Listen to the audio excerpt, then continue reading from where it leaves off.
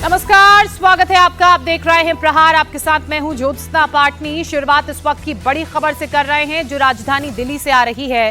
दिल्ली में सरकार बदल गई, बीजेपी सत्ता में आ गई। रेखा गुप्ता एक्शन मोड में है। दिल्ली सरकार के मंत्री भी सड़कों पर उतर आए हैं और इसी बीच दिल्ली में अब अकबर, बाबर, हुमायूं के नाम पर बने रोड पर संग्राम छिड़ गया है। आज सुबह सुबह 3 लड़कों ने दिल्ली के अकबर बाबर रोड पर पहुंचकर बोर्ड पर लिखे अकबर, बाबर और हुमायूं के नाम पर कालिख पोत दी, जिसकी तस्वीरें आप देख रहे हैं। नारेबाजी करते हुए जल्द से जल्द इन सड़कों के नाम बदलने की इन मांग पर ये तीनों लोग अड़े थे। प्रदर्शनकारियों ने बोर्ड पर कालिख पोतने के बाद छत्रपति शिवाजी महाराज के पोस्टर भी इस पर चिपका दिए, चस्पा कर दिए। शिवाजी महाराज के पोस्टर पर दूध से अभिषेक किया गया। एक पिक्चर देखने के बाद से ये नाराजगी भड़की है। विरोध कर रहे तीनों लड़कों ने कहा कि मुगल शासक हमारे ऊपर कलंक हैं।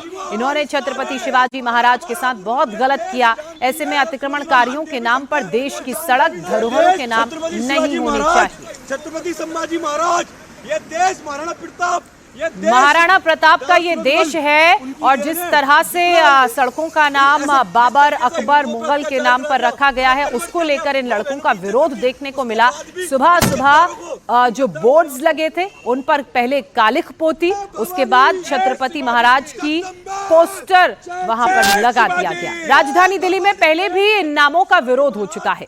14 सितंबर 2019 में बाबर रोड के साइन बोर्ड पर कालिख पोती गई थी और एक बार फिर ऐसा ही मामला अब सामने आया है। जल्द से जल्द मुगल शासकों के नाम से लगे बोर्ड को हटाने की मांग एक बार फिर से तेज हो गई है। प्रदर्शनकारियों ने चैलेंज किया है कि अगर सरकार एक्शन लेती है तो वो वहां लगे बोर्ड उखाड़कर ले जाएंगे। भाई, माननीय, सम्माननीय, पूजनीय, इस देश के अगर कोई मालिक है ना, तो इस देश के मालिक और इस देश के बाप ये है। भगवा हमारी शान है। अगर हमारे पूर्वजों ने इसके लिए अपनी जान दी है तो इस धर्म को रक्षा करना हमारा कर्तव्य है और इसके लिए जान दे भी सकते हैं और जान ले भी सकते हैं। आज से अकबर रोड का नाम छत्रपति शिवाजी मार्ग हो गया है और सरकार से कहना चाहते हैं कि आप राष्ट्रवादियों की सरकार है, हिंदुत्व की सरकार है, तो इस रोड का नाम जल्द से जल्द चेंज करें। जय जगदम्बा। हम कोई देशद्रोही विरोधी नहीं है ना, हम ऐसा कोई काम कर रहे हैं। हम सिर्फ जो हमारे धर्म के लिए, जो हमारे पूर्वजों के साथ में किस तरीके से छत्रपति संभाजी महाराज के नखून निकाल लिए गए, उनकी आंखों में गरम गरम सरिया डाल दी गई, इतनी बेदर्दी, इतनी बेरहमी तरीके से उन्हें मौत दी गई, तो यह आज हमारा खून खोल उठा है। भाई, इस देश के अंदर अकबर, बाबर, शाहजहां, हुमायूं और इनके नाम निशान है, नामो निशान मिटा दे। और ये जिम्मेदारी हमारी है। मुकदमा दो, जेल में डालो, हर तरीके से तैयार है, लेकिन ध्यान रखना, बिल्कुल बर्दाश्त नहीं करेंगे। और इस बार पोस्टर ही छपाए, अगली बार अगर हमें नाम नहीं चेंज हुआ, बोर्ड ले जाएंगे। जय श्री राम। और इस देश के जय श्री राम के नारे लगा रहे हैं, बोर्ड उठाकर ले जाने की बात कर रहे हैं। अकबर बाबर रोड को लेकर यह पूरा बवाल है। कुमार सोनू मेरे सहयोगी इस वक्त जुड़ चुके हैं, सीधे कुमार सोनू का रुख कर लेते हैं। कुमार सोनू, एक तरफ बीजेपी की सरकार दिल्ली में बनी और दूसरी तरफ एक फिल्म रिलीज हुई जिसके बाद जो युवा हैं वो एक बार फिर से आक्रोश में है। कह रहे हैं कि जितने भी मुस्लिम शासकों के नाम से सड़कें बनाई गई हैं उन्हें बदला जाए, बर्दाश्त नहीं किया जाएगा हिंदू राष्ट्र में। ये देखिए, बिल्कुल ज्योत्सना, ये कोई पहली घटना नहीं है इस तरह की। इससे पहले भी जो है दिल्ली में जो भी मुगल शासकों के नाम पर सड़कों के बोर्ड लगे हुए हैं उन पर पहले भी कालिख पोती गई है, पहले भी जो है काले रंग का पेंट किया गया है और विरोध जताया गया है। और अब ये एक बार फिर जो है घटना सामने आई है जिसके वीडियो हम आपको दिखा भी रहे हैं अपने दर्शकों को, जिसमें बाबर रोड, हुमायूं रोड और अकबर रोड, इन 3 सड़कों पर जो है इस तरह की कालिख पोती गई। फिलहाल एनडीएमसी की तरफ से, क्योंकि ये नई दिल्ली नगर पालिका का क्षेत्र है तो इसलिए एनडीएमसी की तरफ से इन तमाम जो बोर्ड हैं, अकबर रोड और हुमायूं रोड, इनके बोर्ड पर जो कालिख पोती गई थी उसको साफ कर दिया गया है। हालांकि अभी भी कुछ निशान उस पर देखने को मिल जाएंगे, लेकिन इन लोगों ने, जिन्होंने भी ये इस तरह की कार्रवाई की, इसको लेकर अब प्रशासन भी सख्त है। पुलिस से हमारी बात हुई, पुलिस सूत्रों का कहना है कि अभी तक कोई कंप्लेंट आधिकारिक तौर पर नहीं मिली है, अगर मिलती है तो उस पर कार्रवाई की जाएगी, एक्शन होगा।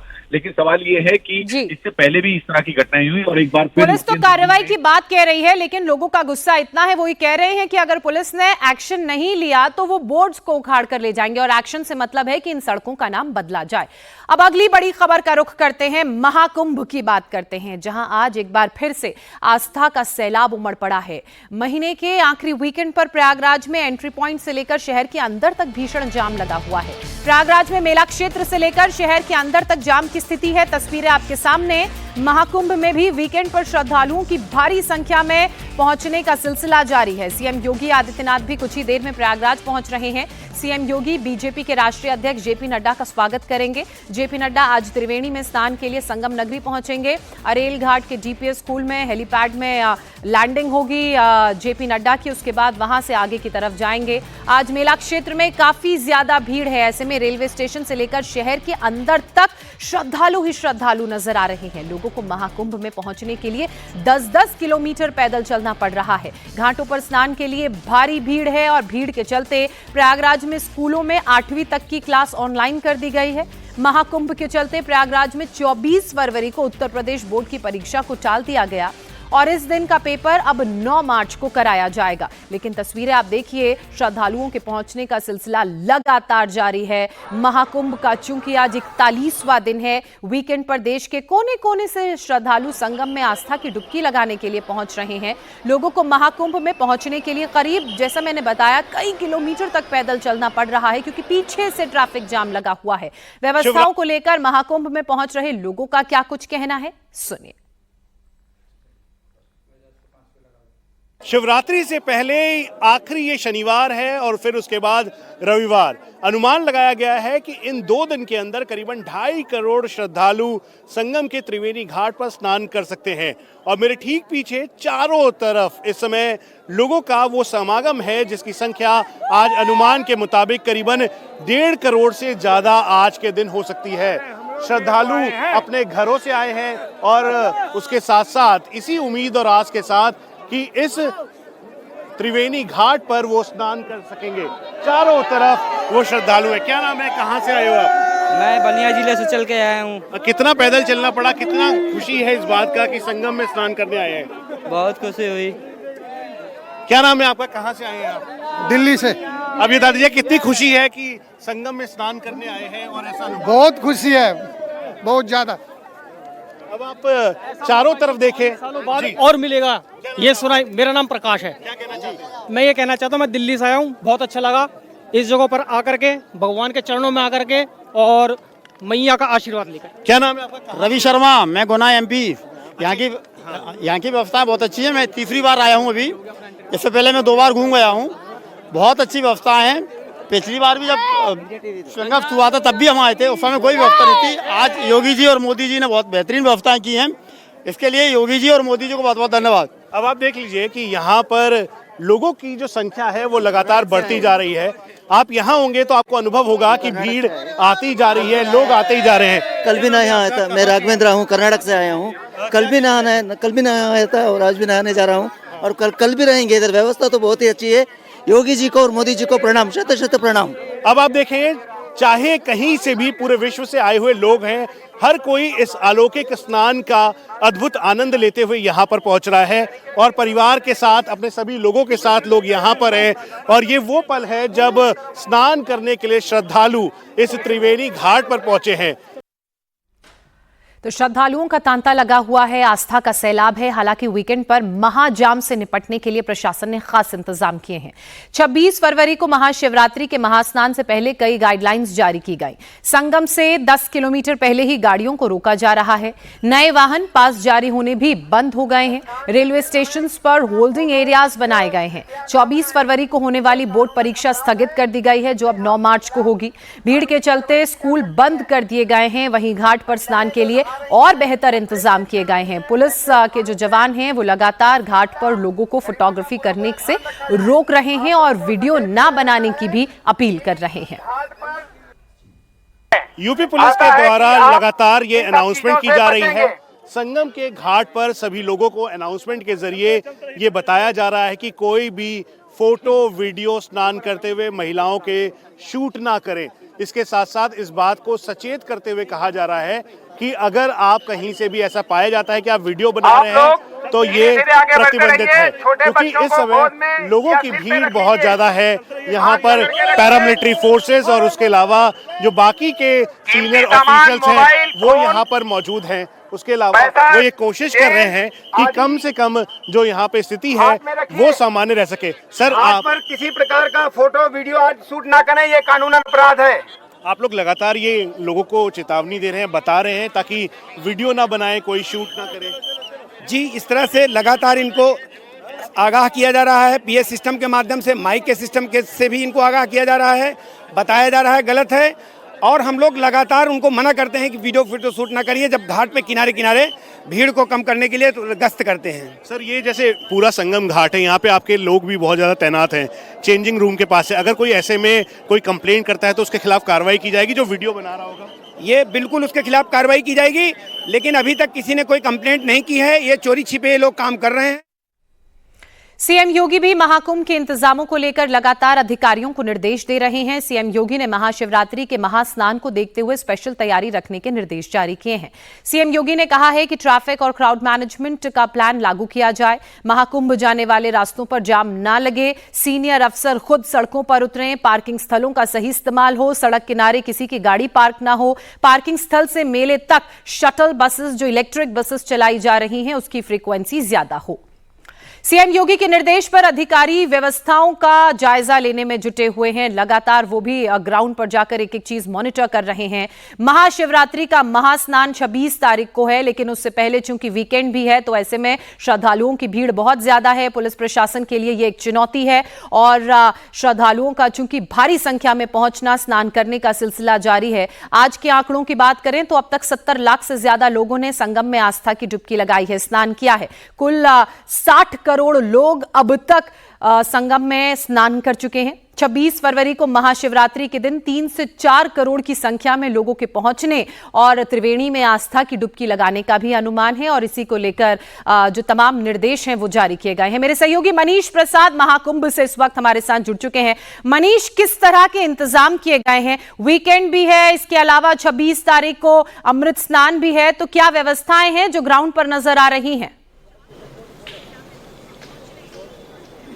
देखिए, आज से लेकर 26 तारीख तक जो ट्रैफिक डाइवर्जेंस है वो काफी ज्यादा है और जो संगम और उसके साथ साथ अरेल घाट का पूरा एरिया है उसको क्लोज कोऑर्डिनेशन के साथ मॉनिटर किया जा रहा है, क्योंकि अनुमान ये लगाया गया है कि आज रात तक करीबन 60 करोड़ से ज्यादा श्रद्धालु स्नान कर लेंगे और अगले 4 दिन के अंदर करीबन ये संख्या 6 से 7 करोड़ इसमें और इजाफा होगा। लेकिन ऐसा नहीं है कि जो श्रद्धालु यहाँ पर आ रहे हैं वो खुश भी हैं, सुख की अनुभूति भी है, लेकिन दिक्कत भी है क्योंकि 10 किलोमीटर पहले से ही डाइवर्जेंस है, गाड़ियां बहुत ही कम आ रही हैं, नो व्हीकल जोन है। क्या नाम है आपका, कहाँ से? कुंदन कुमार, बिहार से, बक्सर डिस्ट्रिक्ट से हूँ। कैसा अनुभव रहा यहाँ तक आने का? आने में बहुत खुशी हुई, लेकिन ट्रैफिक के लेकर और गाड़ी के जो चार्जेज है बहुत ज्यादा कॉस्ट लिया जा रहा है, इससे बहुत दुखित हो रहे हैं हम लोग। हाँ। आपका क्या नाम है, कहाँ से? संदीप सिंह, हरियाणा से। एक्चुअल में जब मैं दिल्ली से यहाँ चला, मैंने प्रशासन बहुत ही अच्छे तरीके से चीज़ों को संभाल रहा है। दिल्ली में चप्पे चप्पे पे पूरी फोर्स है।